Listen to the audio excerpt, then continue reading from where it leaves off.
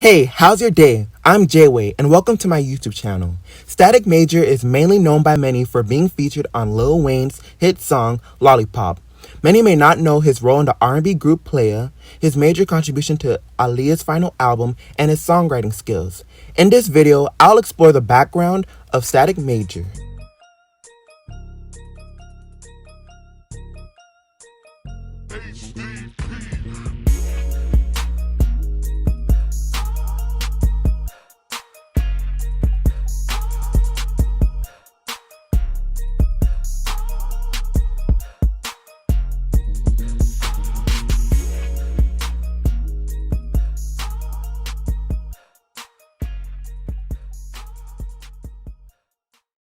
Stephen Static Ellis Garret was born on November 11th, 1974, and raised in Louisville, Kentucky. His interest in music developed as a church singer.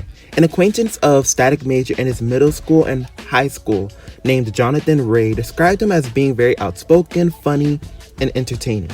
He remembered him always entertaining the class by rapping, singing, and joking with classmates Troy Dudley and Glenn Woodrum. Static Major and Smokey Jawan Peacock met each other in a church gospel group, while Digital Black Benjamin Bush was introduced to Smokey by a friend who thought they would sound great together.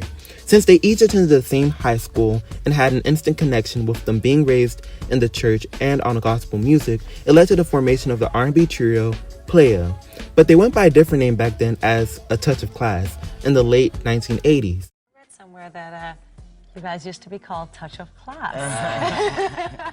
Where you read that at? Inside information. Say that to you. Why they do us like that? Psychic. So why'd you change your name from Touch of Class to Playa? I guess it was just the vibe. Actually, Avonti gave us the name. I guess it was just the vibe we gave off when we was just kicking it with him for all that time. He was like, y'all got old souls, man. Y'all like some little players. So we stuck with it. The trio gained local recognition by singing R&B music at shows on Saturdays and singing gospel music on Sundays. Because of their gospel upbringing, R&B was deemed secular music, so they had to separate the two worlds. Basically, they were a gospel group to their family/church, but an R&B group to their city and friends. The trio went to a concert in March 1991, which featured Jodeci, Boyz II Men, and MC Hammer in hopes of getting recognized by those big names, especially their main inspiration, Jodeci. Luckily, they were able to access the bus area where the performing acts arrived and left because the security guard remembered them performing well at school or church. They ran into the members of Jodeci, Mr. Dalvin and Devontae Swing. The trio performed two songs, Stay by Jodeci and The End of the Road by Boyz II Men, specifically for Devontae Swing, who had his own label called Swing Mob. Devontae was impressed by the performance and exchanged contact information with Playa. In 1994, Devontae Swing returned to Louisville from the Soul Train Awards in Los Angeles. He signed Playa to his Swing Mob label, but more famously known as The Basement, after they graduated high school. Now being known as Playa rather than as A Touch of Class at this point, they moved from Louisville to New Jersey to live with Devontae Swing. Eventually, Playa moved to Rochester, New York, since Devontae Swing rented a studio there for about 2 to 3 years. Playa joined with Missy Elliott, Timbaland, Magoo, Tweet, and Ginuwine under The Basement. Smokey and Black described their experience in The Basement like going to music school and being part of a family. Playa spent most of their time in The Basement honing in on their singing, songwriting, and production in preparation for their debut album. For instance, Playa contributed in the development of Jodeci's third album, The Show, The After Party, The Hotel, and did records with label mates Timbaland, Magoo, Missy Elliott, and Ginuwine. Static Major was one of the main songwriters along with Missy Elliott and Devontae Swing in The Basement. As described by Devontae Swing, Static just had that certain swag and had that it factor. He just had a lot of talent. He could whistle ad-libs and whistle riffs. Devontae Swing also influenced Static to start rapping because he was very witty and playful with his words. The Basement was a hub of inspiration and drive for Playa and their debut album, especially with all the different artists and producers creating under one space. It helped to develop Static's artistry. For instance, Static wrote the R&B classic Pony, which was Ginuwine's debut hit, and it reached number 6 on the Hot 100 and number 1 on the Hot R&B hip-hop charts in 1996. Playa would eventually sign to Def Jam in 1996/1997 due to the group's contribution on Jodeci's third album and Static Major's songwriting on Pony. Playa's debut album, Cheers to You, was released in 1998. It achieved moderate success, reaching number 86 on Billboard 200 and number 19 on the Billboard R&B Albums chart. The singles also experienced moderate success. The first single, Don't Stop the Music, peaked at number 73 on Billboard Hot 100 and number 26 on Billboard Hot R&B Singles chart. The second single is the title track, Cheers to You, which is their most popular song, peaked at number 38 on Billboard Hot 100 and number 10 on Billboard Hot R&B Singles chart. Playa went on hiatus after they released their debut album. They appeared and worked on soundtracks for How to Be a Player, Dr. Dolittle, Blue Streak, Romeo Must Die, and The Hurricane.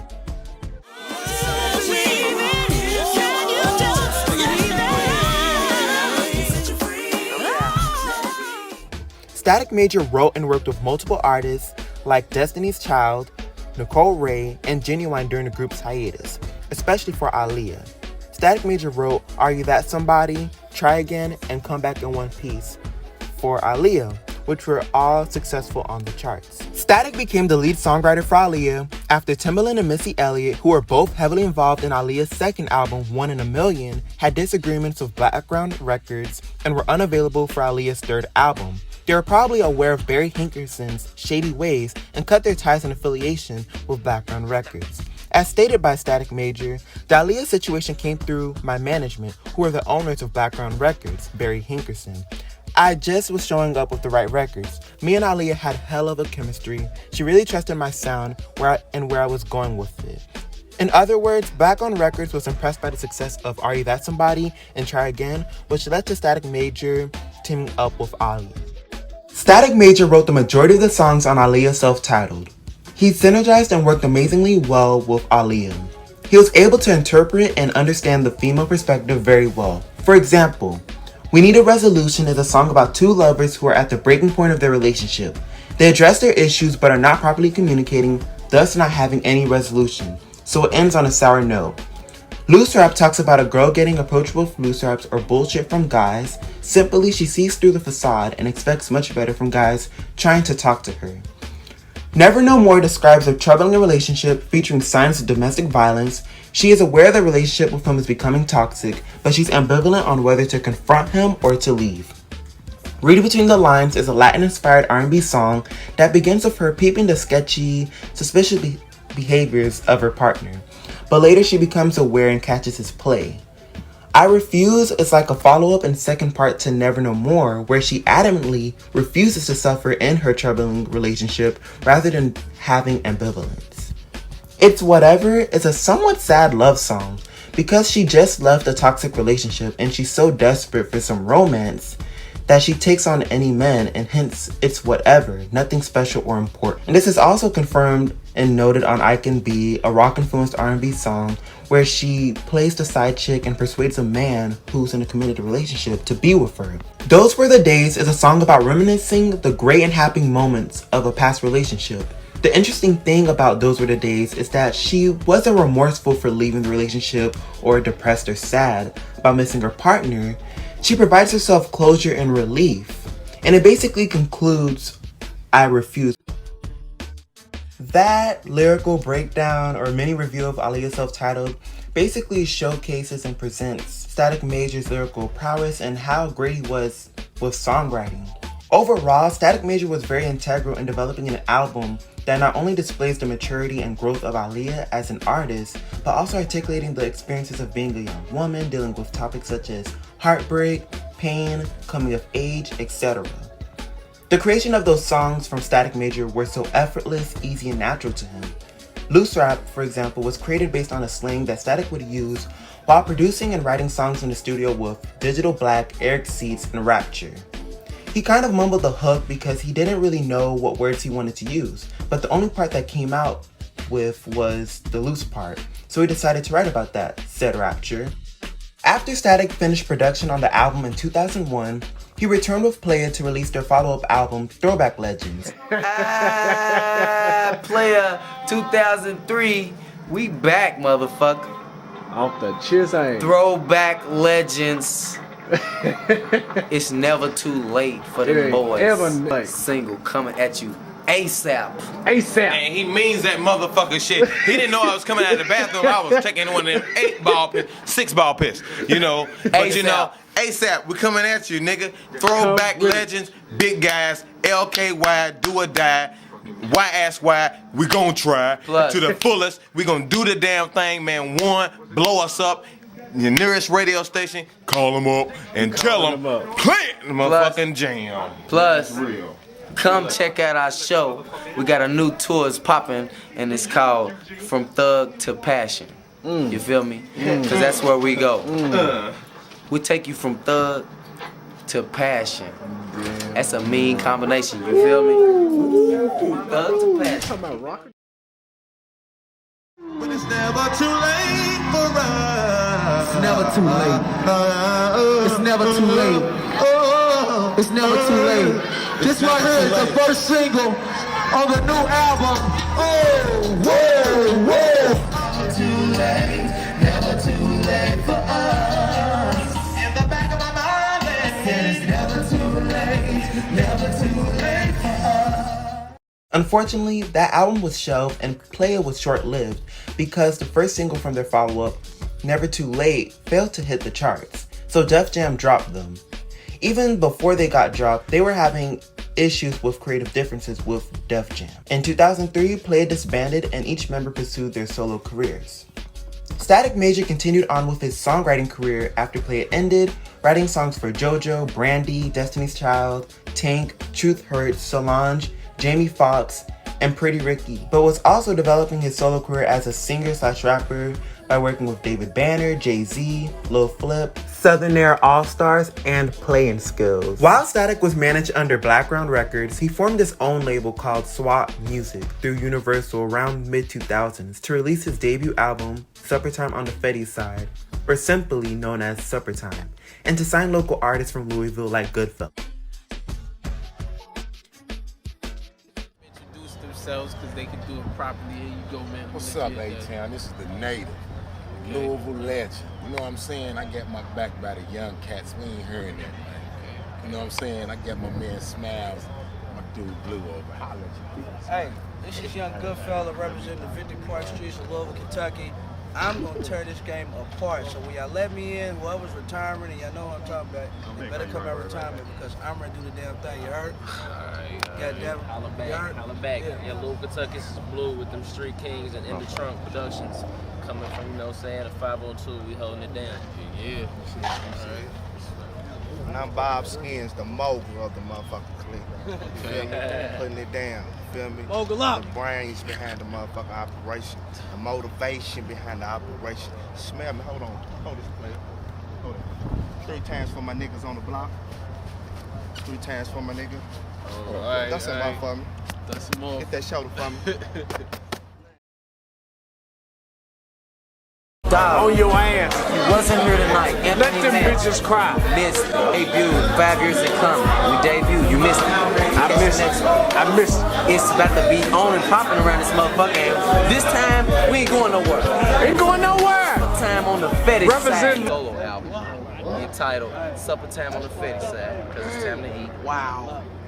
And then I'm gonna feature Playa on my album, 2, 3 songs, and then here we come. Be to see it.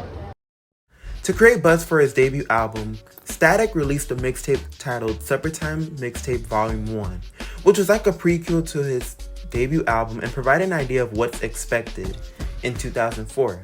It featured Playa, Lil Flip, and Cassidy. Between 2006 and 2007, Static Major was releasing several songs from his MySpace to promote and push his debut album, such as Bus Stop Breezy and I Got Mine. I could use me a passenger. I tell her pick her up. I look down the top. You know I had to stop. She's my bus stop. Tell her made so. I got my rims on shine. I got my boots in the back. I got my Unfortunately, Static Major passed away on February 25th, 2008 at the age of 33. Louisville R&B star Stephen Garret was laid to rest today. Known in the music industry as Static, Garret died Monday from complications from a medical procedure. He was only 33 years old. So today, the local and national music community said farewell, and WHAS 11's Kelsey Starks was there. A gold casket now holds the body of Stephen Static Garret. His private funeral held hundreds. There was standing room only in the sanctuary for friends, family, and others who knew him best. He wasn't the type of guy that lots of fanfare. So, I think he went the way that he would like for he went.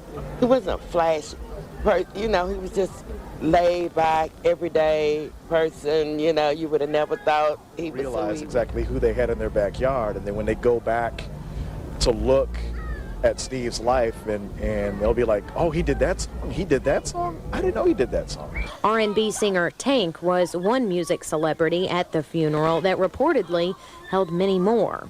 The procession of about 100 cars came through the West End, passing right here through Victory Park, a place that was special to Stephen. It would be nothing for him to call me and say a whole bunch of stuff we need to listen to, and we'd go riding around Chickasaw Park, Victory Park, or wherever, just listening to new music. And music was his life, something that can't be taken away, even in death. Spiritually, he's been with me all week. He's with me right now. So, he may be in a hearse, his physical body, but, the rest of him is right here and right here.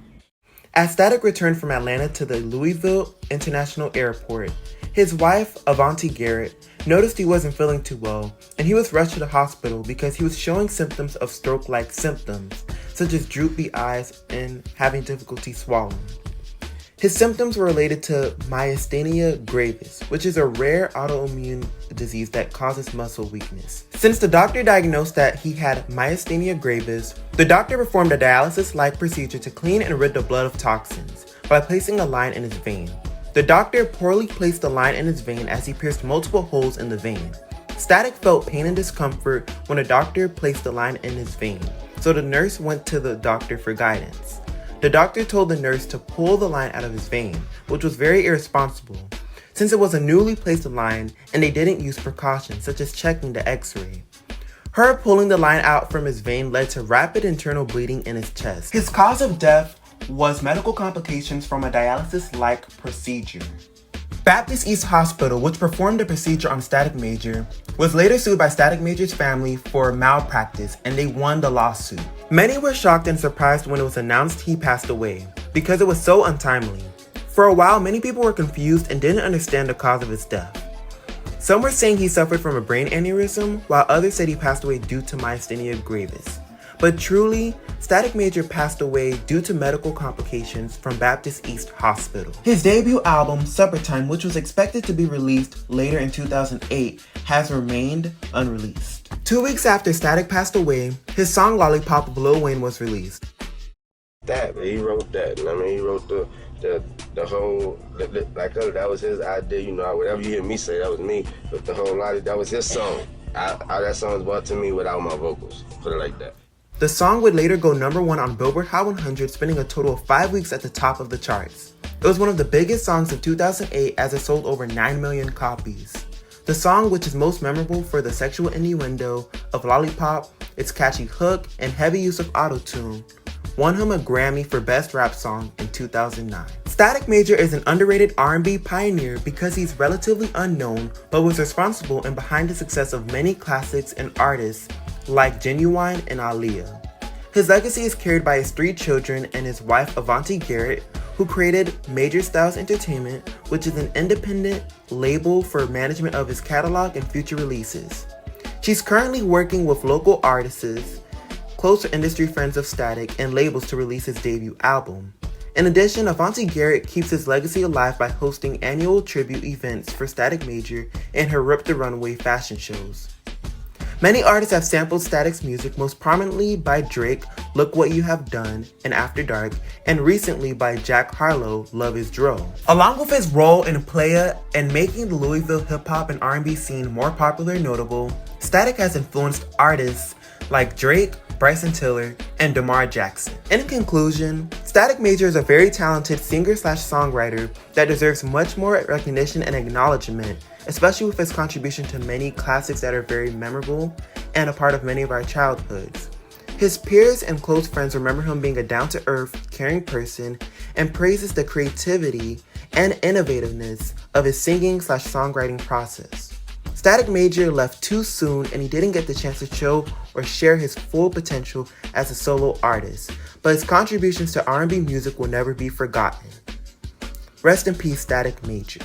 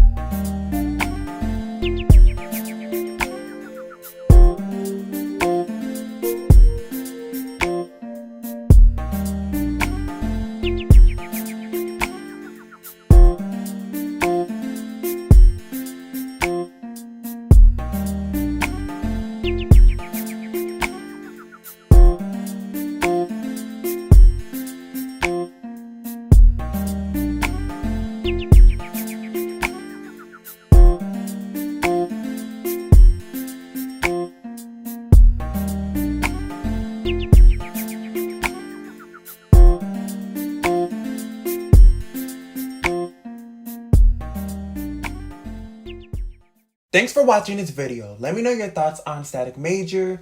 Were you a longtime fan or is this your first time hearing about him? Also, if you're interested in his music, I have it posted on my SoundCloud because a lot of it is unreleased/lost. So if you're interested to know more of his music and his catalog, check out my SoundCloud, which will be linked below, and let me know all your thoughts about this video and Static Major in the comment sections. I'll see you later. Bye.